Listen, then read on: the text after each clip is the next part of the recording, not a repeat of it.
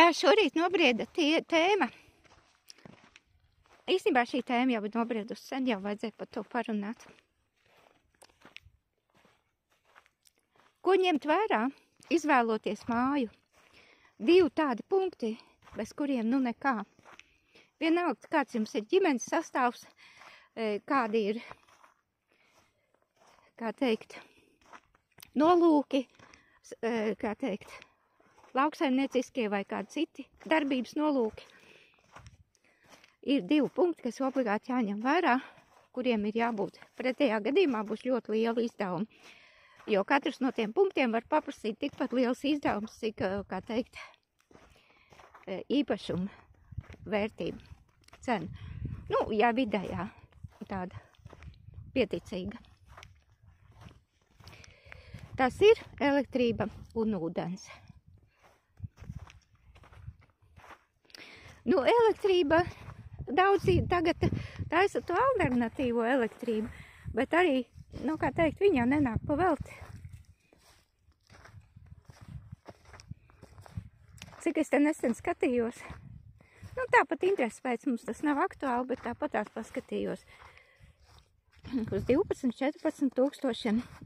Ja nu kāds, kā teikt, var precizēt, tad droši šeit var precizēt, bet pār pa 10 jau būs. Nu, kā es teicu, kā jau tāda pieticīga īpašuma cena. Tas ir tad, ja viss ir labvēlīgi. Bet ja viņa kaut kur jāvelk vēl, tad būs pār pa 20. Jā, vai pat vēl vairāk nepaceļama cena, kad uzreiz ir jādomā par alternatīvo variantu. Alternatīvam jau nekāda vaina nav. Ja nav lielas elektriskās noslodzes. Man tā liekas. Nu, šeit, kā teikt, pieredzes stāsts no manis nesagaidīs pa alternatīvo līniju, jo es nezinu, kā ir ziemā, kā viņš ir tur jāuzkrāj, un vai pietiek ar to uzkrājumu. Man nav nekāda nojausma. Jāuzvāk cimds. Savu roku sāk saut. Otrs – ūdens. Latvijā ir daudz apgabalu, īpaši kaut kādas augstienes, kur ir ļoti, ļoti dziļi tās gruntsūdens, kas nodrošina dzeramo ūdeni un kas nodrošina tādu pietiekošu ūdens apgādi saimniecībā. Ja, piemēram, ir kāda upe vai ezers blakus, kur var ierīkot sūkni un mazgājumām lietām, vismaz nodrošināt ūdeni, laistāmām vai lopiņiem, tad tas ir ideāli. Bet, nu, savu dzeramo ūdeni jau arī katrs gribēs savu.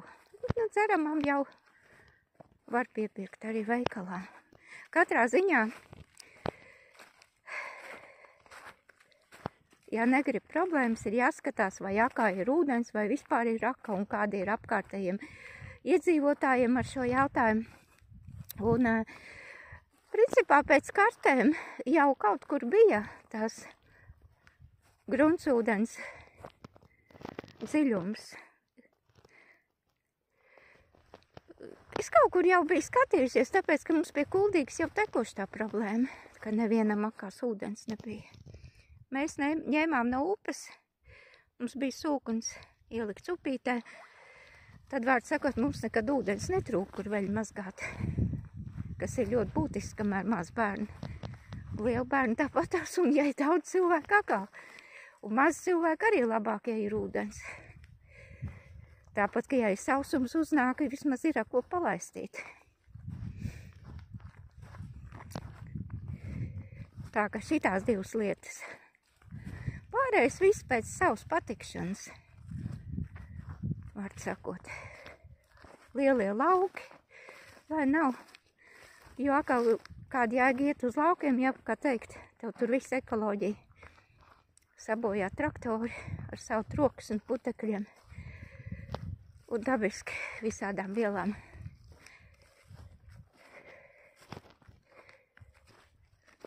Nu, mums vēl bija tāds nosacījums, ka mēs negribējām, ka gar logiem mašīnas brauc, var sakot. Tas arī mums izdevās.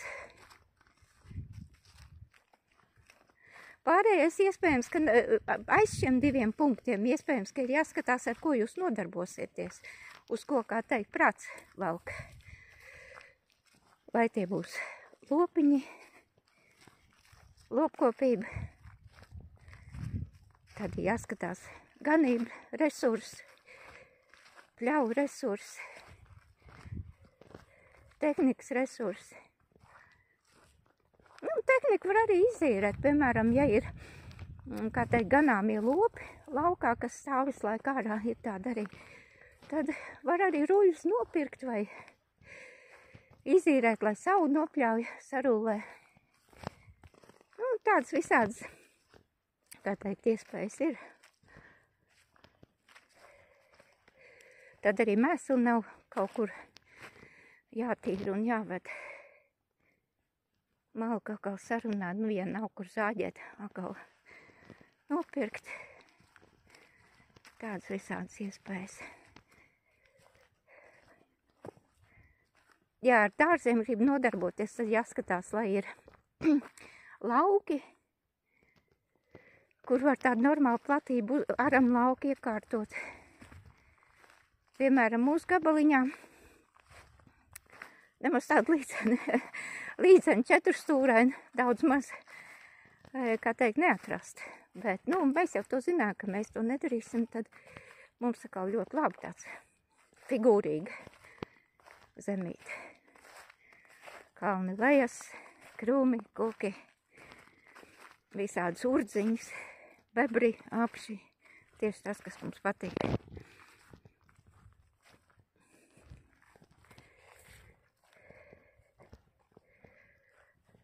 Un pie nodarbošanās droši vien, ka būtu svarīgi arī, ja, piemēram, ir bērni un darbs, tad ir svarīgi ir ceļi un attālums.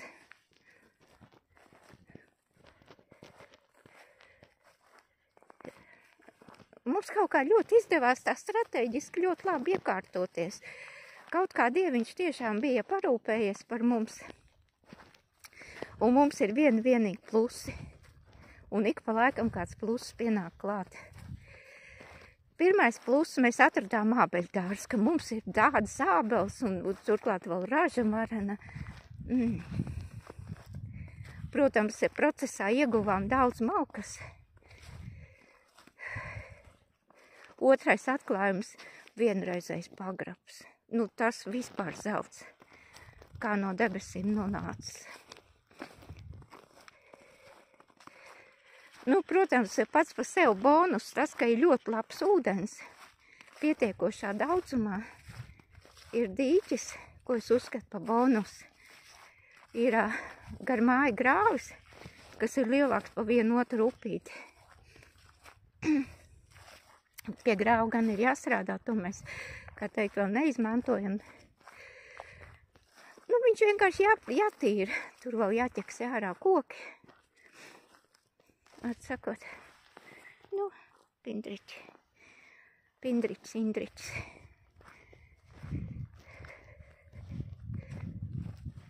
Bet laikam tas nav tik aktuāli, ja vēl netiek darīts. Ir tikai apzāģēts maliņš šo rudeni, patīrīt krasti.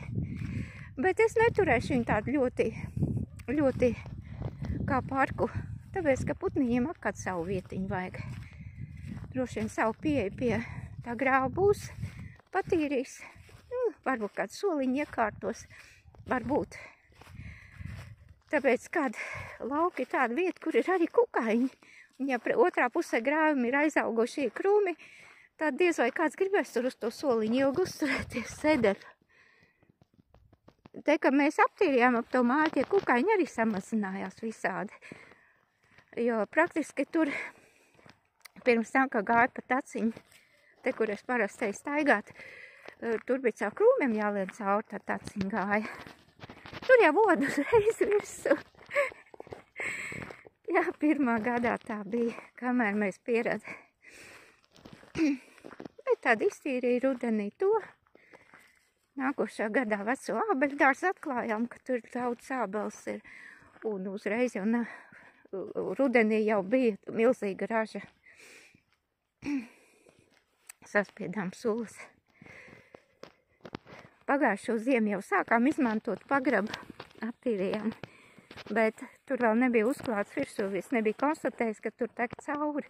Tā kā pagājušajā ziemā vēl bija tur tā, pa to slapjo laiku, pa rudeni, pa ziemu jau netek. Tad viss sasals. Bija tecējis ūdens.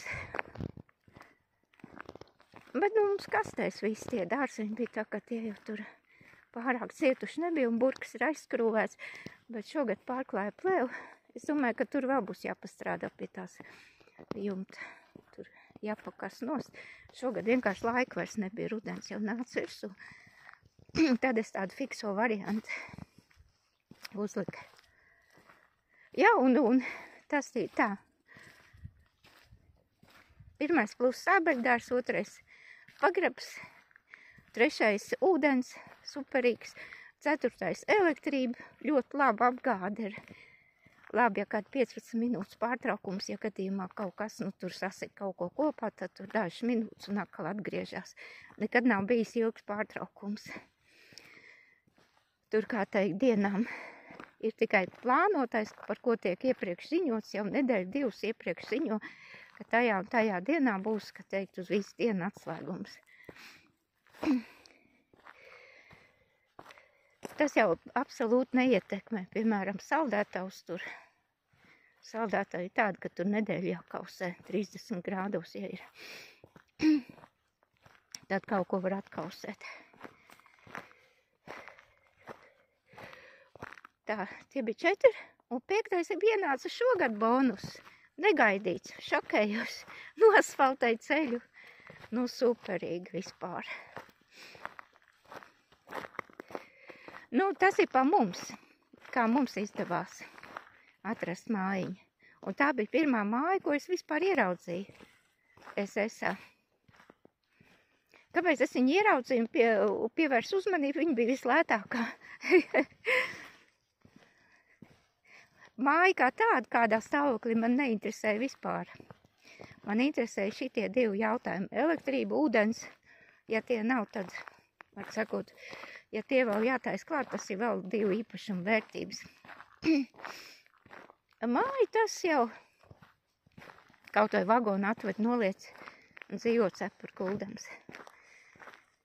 Tas atkarīgs arī no ģimenes. Ja ir liela ģimene, tad tā gluži neizdarīs. Bet tā tur arī citā papildus apstākļi. Kā teikt, iespējas tikt, kur nu kuram jātiek ir.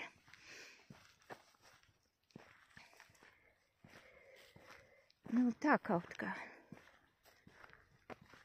Jā, pirmā mājiņa. Cik viņi maksāja? Viņa sludinājumā bija toreiz, bet tas bija pirms. Tā 21. mēs apbraucām. 19. es iemaksāju jau. Var sakot, 19. gadā viņa sludinājumā bija ielikta par 3850. Vot. 5 hektāri. Paprasīju kadastru numuru, paskatījos kartē un sapratu, ka tas ir tas, ko es meklēju, apskatījos strateģiski, cik tālu ir, kā teikt, pirmā pilsēta, otrā lielākā Daugavpils, otrā Latvijas lielākā, jo mazums, kas galvaspilsētā ar kaut ko vajag. Galvaspilsēta gluži nav. Un uz galvaspilsētu arī viegli aizbraukt. Iesēžās vilcienā un bez pārsēšanās, var sakot. Un vakarā mājās. Tiesa, man liekas, sakarā ar to vilcienu, kad noņēma autobusu reizes. Ka viss uz to vilcienu nobīdīja. Bet arī labi, var jau braukt ar vilcienu arī. Vilcienam atsevišķi tur autobusu piekabināja, kas no stacijas uz Krāslavas centra aizved. Un no centra uz staciju, man liekas, arī. Var sakot, te visas lietas uzzina mutiski. Vajag aprunāties, ko tev vajag. kāds ir tavs nolūks, un tā tev izstāstīs.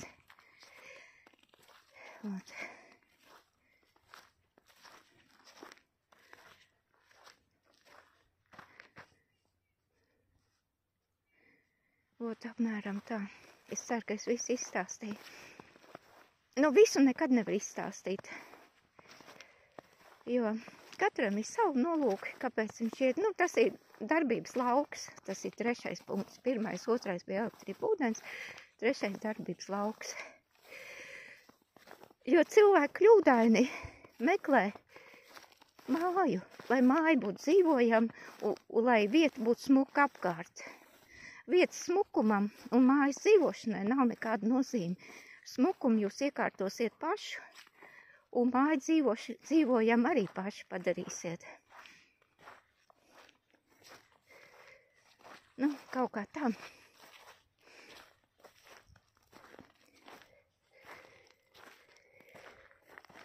Trešais ir darbības lauks, jo no tā atkarībā no tā ir zemes lielums, vai iespēja izīrēt, vai, nu, kā teikt, ceļu tūms tiem, kas brauc ārā kaut kur strādāt, vai realizēt, vai tā kā mums, piemēram, uz pastu mēs braucam. Braucam vienreiz nedēļā, ir jau iegājuši ritmā, tagad ir asfalts, mašīna vairs nav jālauž, ceļš arī drošāks. Vēl tas savu ceļu jāpatājas. Šogad bija doma, te uzbēr 2 kravus. Šita vienu uzbērām, te bija bedre praktiski. Te bija krūmi auga, viss bija aizaudzis ciet. Krūmi salikti žogā. Nu tā, lēnām. Pamazām uzlabojam.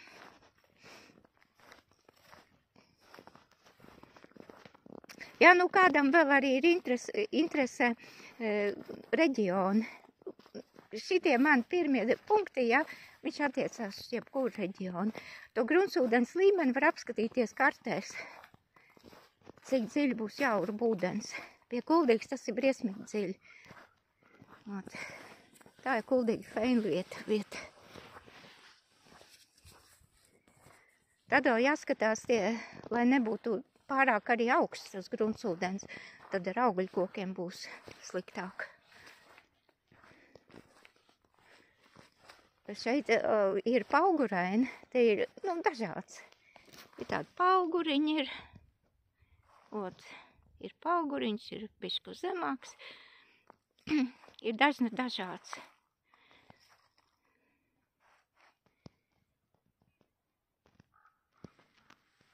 Klimats ir labs, vismaz mums patīk. Ir kārtīga ziema, kārtīga vasara. Pagaidām mīnus nekādi, plusi tikai lēnām birst. Nākušreiz pastāstīšu par attiecībām ar vietējiem. Tā šorīt noklausījos. Un man jāsmaida arī, jā, tāpēc, kad sasaucās, daudz kas sasaucās. Bet to tagad nē. Lai paliek tāds mazliet intriga.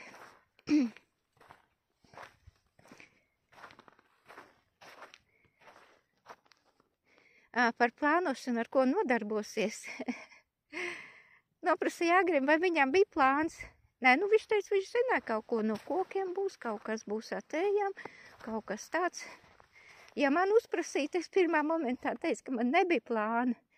Lai gan, nu kā, nu nav plāna, ar kaut ko jau cilvēks nodarbojās. Man nodarbošanās ir dārzkopība. Kā teikt, atved lielu īris kolekciju, tagad tas ir izaudzis par pamatīgu lauku. Kā kaut kādi ienākumiņi jau tur ir, tikai dārzkopība paši, saprotiet, ir sezonāla lieta. Tad vēl tāds negaidīts papildu ienākums sanāca, izrādās šeit ir vingliemeži, un tepat ir, kas viņus pieņem. Nu, es tev pateiktu, ka ir organizēts viss tā lieta. Reku, es te vēl sanestos, ko tagad krūmas tīrīja. likās, ka jau viss cauri, viss, nu, kā teikt, sazāģēts, sakrauts un pielikts punkts, bet laikam mēs nekad nepieliekam punktu. Te vēl bišķiņ. Te vēl kaut kas nokļuva, jo viss jau te notīrījām. Tā kā nākušas nedēļas soli atkus, un ja arī gadījumā tas sasniegtu, var arī pavasarī to visu izdarīt. Mēs jau vairs ne pa ko kreņķi neķeram, jo darbs nav zaķis, uz mežu neaizmuks. Visu pamazām, visa kā pietiek. Sakarā to, ka mājiņa bija necila, ļoti necila, es domāju, ka tāpēc dabūjām tik lēti, jo vieta gan ir izcila. Jo ir tādas dažas lietas, ko paši pārdevēji nenovērtē. Kā piemēram šito te, kur zemnieki teikt, ūmeņa laika pagrab, laikam jāsaka šeit ir, ka cara laika pagrab.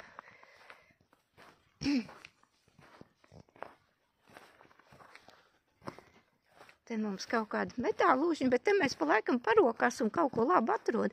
Tā ka viss labums es te saliek. Te gan stieņi, gan trubas kaut kādas. Ot šito var ceļam tur ielikt, kur mums tur tek pāri. Te mums lejā tā upīt pārpakši iet. Nu, viņa nav upīt, tas ir grāvs. Ot te, šitan te. Bet viņš ir platāks nekā vienotru upi. Un man liekas, ka tur bebri vēl tos maliņus vēl patīra. Viņi visu laiku tur kaut ko šiverē un tīra. Mājiņu ir uzkalnītē, bebri mūs netraucē. Līdz ar to. Labi, pietiks ar te pļāpāt. Tāpēc, ka sāk rasties banda sāk rasties uz brokastiem. Par kaķiem vēl jāpasaka, tomēr tāds atzinīgs vārds. Kopš mums ir 4 kaķi, mēs nevienu pēli nav dzirdējuši. Viņas jau laicīgi te sāk jau šiverēt kaut ko graust. Vispār bija bišķiņi iegrauzās te no rudens un viss pazuda. Tā kā peļu kontrolei vēlams ir 4 kaķi.